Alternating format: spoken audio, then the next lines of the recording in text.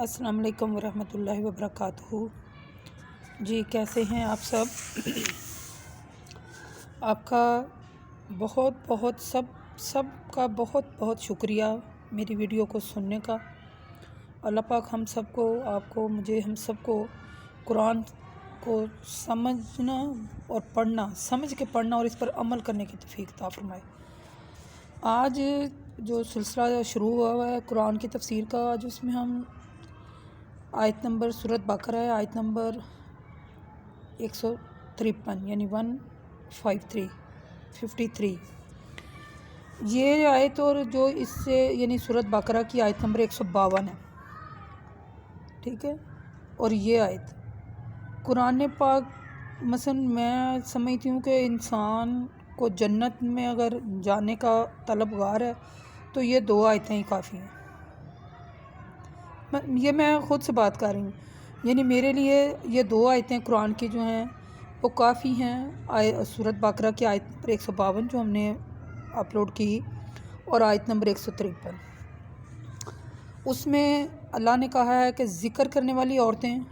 اور ذکر کرنے والے مرد، ٹھیک ہے۔ تو اس میں اللہ نے کہا ہے صبر اور نماز۔ تو یہ دو آیتوں پر ہی اگر ہم عمل کر لیں تو جنت میں انشاءاللہ ہم جنت میں جا سکتے ہیں۔ تو چلیں پڑھتے ہیں۔ یا ایھا الذین آمنوا استعینوا بالصبر والصلاۃ ان اللہ مع الصابرین، ٹھیک ہے۔ یہ آیت، اس آیت کے لفظ بھی زیادہ ہیں، لیکن جو آیت نمبر 52 ہے اس کے 4-5 ہی لفظ ہیں، لیکن اس کی تشریح میری جو ابھی تک میں نے ویڈیو ڈاؤن لوڈ کی ہیں سب سے زیادہ تشریح ہے بھی آیت چھوٹی، اس کی تفسیر بھی بڑی ہے، اور ابھی میرے پاس اور اگر مثلا میں اور بھی اس پر بہت زیادہ باتیں کر سکتی تھی، قرآن میں سے اور بھی آپ کو بہت کچھ سناتے ہیں، لیکن تھوڑا تھوڑا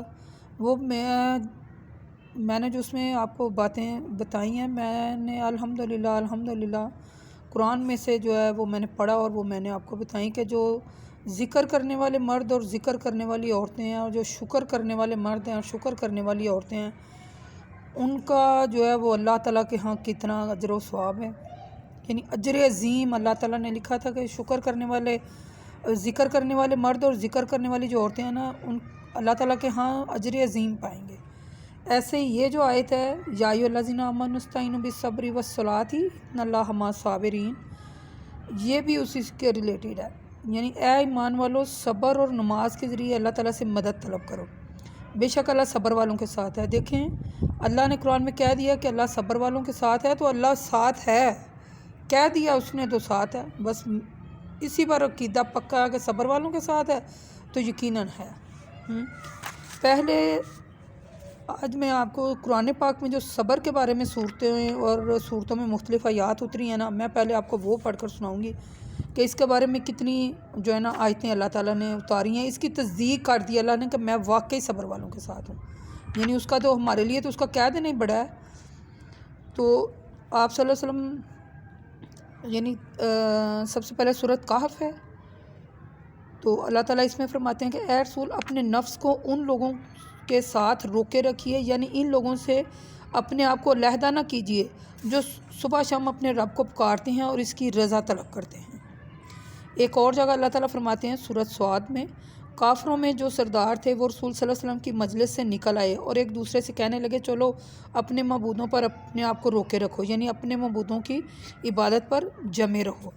اللہ تعالیٰ فرماتا ہے کافروں نے کہا اگر ہم اپنے معبودوں پر اپنے آپ کو نہ روکتے، یعنی ان کی عبادت پر جمے نہ رہتے تو قریب تھا یہ تو ہمیں اپنے معبودوں سے گمراہ کر دیتا۔ سورۃ فرقان۔ یہ جو آیتیں آپ کے سامنے مثلا ان کا ترجمہ پڑا ہے، اس کے معنی ہے کہ یعنی صبر کے معنی ہے کہ اپنے آپ کو روکے رکھیں، مثلا جنگ میں صبر کرنا، اپنے آپ کو جنگ میں یعنی کہ روکے رکھے، شجاعت، بہادری، جرأت اور ہمت کے ساتھ ثابت قدم رہے، بزدلی نہ دکھائے، پیٹھ نہ پھیرے۔ اللہ تعالیٰ فرماتے ہیں اللہ اور اس کے رسول کی اطاعت کرو، آپس میں نہ جھگڑو ورنہ تم بزدل ہو جاؤ گے، ٹھیک ہے۔ اور یعنی کہ صبر سے ڈٹے رہو، بے شک اللہ صبر والوں کے ساتھ ہے۔ سورہ محمد میں اللہ تعالیٰ فرماتے ہیں ہم ضرور تمہاری آزمائش کریں گے یہاں تک کہ تمہارے عمل سے ہم یہ معلوم کر لیں گے کہ تم میں سے مجاہد کون ہے اور صابر کون ہے۔ یعنی کسی بات کے انتظار میں صبر کرنے کا معنی یہ ہے کہ اپنے آپ کو روک کے رکھے جب تک کہ وہ بات وجود میں آئے۔ اللہ تعالیٰ فرماتے ہیں سورۃ حجر میں،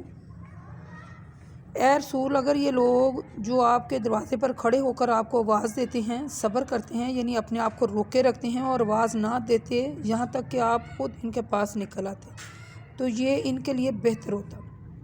اللہ تعالیٰ کے احکام پر صبر کرنے کے معنی یہ ہے کہ اپنے آپ کو اللہ تعالیٰ کے احکام پر روک کے رکھے، اللہ تعالیٰ کے احکام پر ڈٹا رہے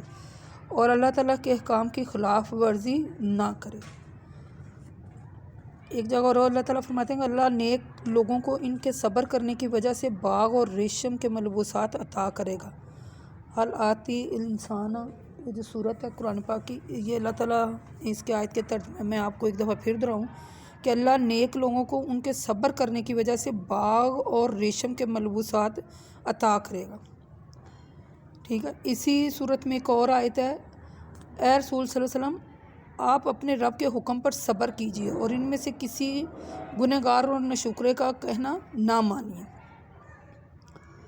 یعنی اگر آپ صلی اللہ علیہ وسلم، اللہ تعالیٰ نے قرآن پاک میں اپنے رسول صلی اللہ علیہ وسلم کو حکم دیا ہے کہ یہ اگر بد کلامی کرتے ہیں، ایسی گفتگو کرتے ہیں جس سے آپ کا دل آزاری ہوتی ہے یا آپ کو اذیت دیتے ہیں، تو آپ ان باتوں پر صبر کریں، اپنے آپ کو انتقامی عمل سے روک کے رکھیں۔ یعنی سورۃ طٰہٰ میں اللہ تعالیٰ نے فرما دیا کہ اے رسول جو کچھ یہ کہہ رہے ہیں آپ اس پر صبر کریں۔ ایک جگہ اور سورۃ حامیم سجدہ میں اللہ تعالیٰ فرماتے ہیں کہ بھلائی اور برائی برابر نہیں ہو سکتی، برائی کا بدلہ جو ہے وہ بھلائی سے دو، ایسا کرنے سے تمہارا دشمن تمہارا گرم جوش دوست بن جائے گا، مگر یہ سعادت انہی لوگوں کو ملتی ہے جو صبر کرتے ہیں اور جو بڑے صاحب نصیب ہوتے ہیں، یعنی جو ہے یعنی بھلائی اور جو برائی ہے دونوں برابر نہیں ہیں، اور اگر آپ کے ساتھ کوئی برا کرتا ہے تو آپ اس کا بدلہ بھلائی سے دیں، ایسا کرنے سے وہ تمہارا دوست بن جائے گا، ٹھیک ہے۔ یعنی تو یہ طاقت انہیں کو ملتی ہے جو صبر کرتے ہیں اور بڑے صاحب نصیب ہیں۔ دوسرا ہے کہ صدمے کے وقت صبر کرنا، یعنی اپنے آپ کو اللہ تعالیٰ کی ناشکری، ماتم، مثلا اس کا یہ ہے کہ صدمے کے وقت جو ہوتا ہے، یعنی فرض کریں آپ کا کوئی، مثلا آپ کی ماں، آپ کا باپ، آپ کا بیٹا، آپ کا شوہر، آپ کی بیٹی، یعنی ان سے بڑھ کر تو اور کوئی نہیں ہے نا، یہ جب اس دنیا سے رخصت ہو جائیں، ان میں سے کوئی بھی رشتہ، میرا خامد ہے، میرے والد ہیں، میری والدہ ہیں، میری بیٹی ہے، میرے بیٹے ہیں، ان میں سے اگر میرے سے کوئی بھی اللہ تعالیٰ لے جاتا ہے تو وہ اللہ کے پاس سے آئے تھے، اللہ کے پاس ہی چلے گئے، ہمارے پاس ہی مانتے ہیں، تو اس پر صبر کرنا، ٹھیک ہے۔ اس پر صبر یعنی کہ وہ فوت ہو گیا ہے تو اس پر مجھے نہ ہی تو یعنی کہ اپنے منہ پر مارنا چاہیے، نہ ہی یعنی کہ ماتم کرنا چاہیے، نہ ہی منہ سے اونچی آواز میں غلط باتیں کہنی چاہیے، نہ ہی اپنے آپ کو کوسنا مارنا چاہیے۔ یہ جو ہوتا ہے نا، بعض کا لوگ مر جائیں تو عورتیں جو ہیں وہ بین ڈالتی ہیں اور اپنے آپ کو مارتی ہیں اور ماتم کرتی ہیں، یہ صبر نہیں ہے۔ صبر ہے روئیں، دکھ ہے روئیں، روئیں، آنسوؤں کے ساتھ روئیں، لیکن یہ نہیں ہے کہ ماتم کریں، اپنے آپ کو ماریں، زرد و کوب کریں اور باتیں فالتو کریں، نوحے پڑھیں، یہ نہیں ہے۔ دکھ ہے، دکھ میں رونا تو آتا ہے نا، تو روئیں، لیکن صبر کے ساتھ روئیں، وہ اللہ کو بڑا پسند ہے۔ یعنی اس طرح صبر ایک اور بھی ہے کہ ہم خوف سے، بھوک سے، مال جان سے، مختلف پھلوں کے نقصان سے، یعنی اگر بندہ بڑا کاروباری بندہ ہے تو اس کی مثلا کوئی فیکٹری والے ہیں، ان کی فیکٹری میں آگ لگ جاتی ہے، ٹھیک ہے، تو وہ صبر کریں۔ یعنی ہمارے پاس اگر کوئی باغ ہے تو وہ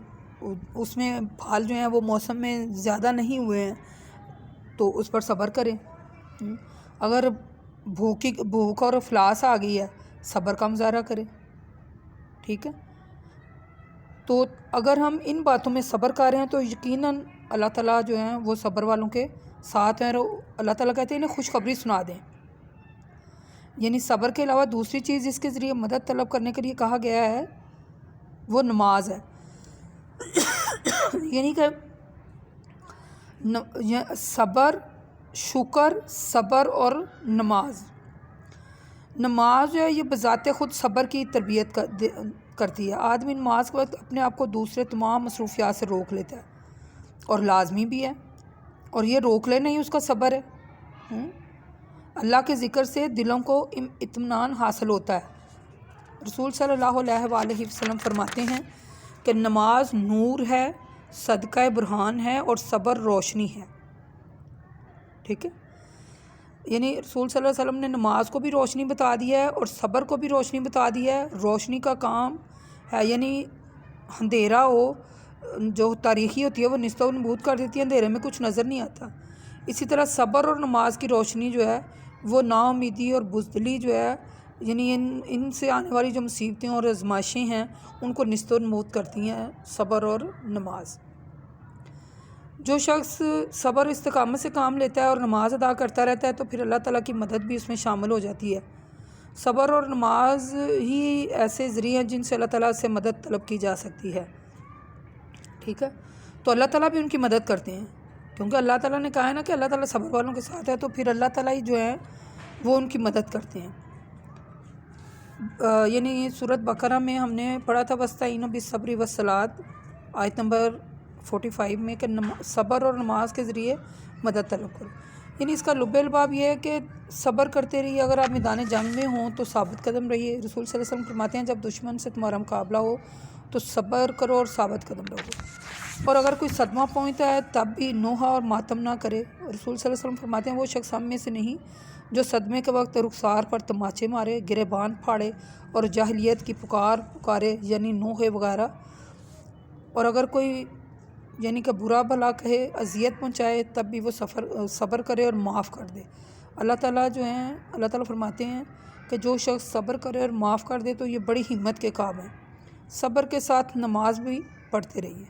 وَقُولُوا قَوْلِي هَٰذَا لِأَسْتَغْفِرَ اللَّهَ۔ اللہ تعالیٰ ہمیں نماز پڑھنے اور صبر کرنے اور شکر کرنے والا بنا دے، آمین۔